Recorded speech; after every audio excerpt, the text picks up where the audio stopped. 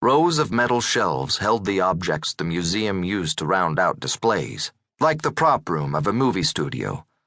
Like a studio, the museum portrayed slices of life throughout time. A dozen 6-foot-tall shelving units formed aisles, and the shelves were packed full of items. Louisa walked to the last aisle. A tag on the shelving affixed to the wall read, "Celtic Warrior Exhibit." She scanned the labels on the containers and pulled down the correct box. "The dagger came in a few weeks ago. Here it is." She lifted the lid. The box was empty. Her knees weakened, and she nearly dropped the container.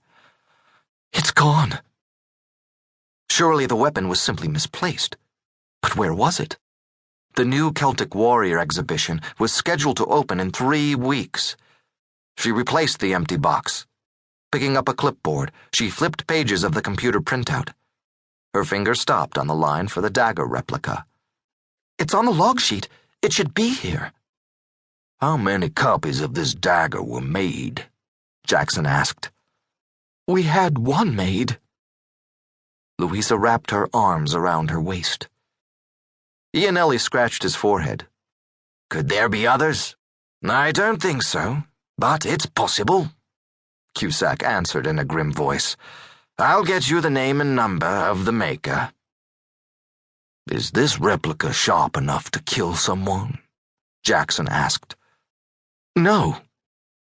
Louisa pulled out the sword replica that arrived that morning. She handed it to Jackson. "The edge was dull like this one, but it could be sharpened like any other blade." Jackson ran a finger along the edge. "Is it valuable?" Cusack shook his head. "Not particularly. We had to pay a design fee, but the actual value is nominal. You can buy museum replicas online for under $100. Jackson pulled a notepad and pen from his jacket pocket. "Who has access to this room?" Blood rushed into Louisa's ears. External sounds dimmed. Eyes riveted on the empty box. She vaguely heard Cusack answering the detective. "The items stored up here aren't of high value. Security on the 3rd floor is minimal. Most of the staff has access. We have a senior curator, 3 assistant curators, museum security, 2 curatorial administrative assistants, 1 intern." His voice trailed off as he listed the people who had access to the weapon. The detective scanned the ceiling.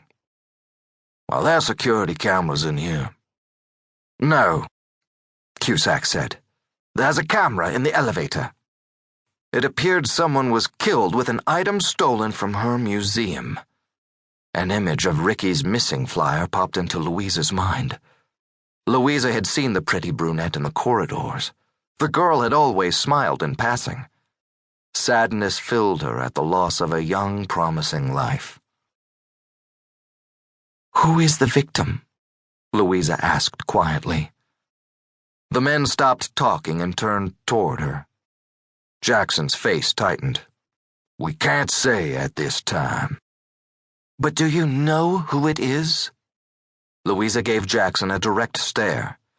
His lips flattened, and he crossed his arms over his chest.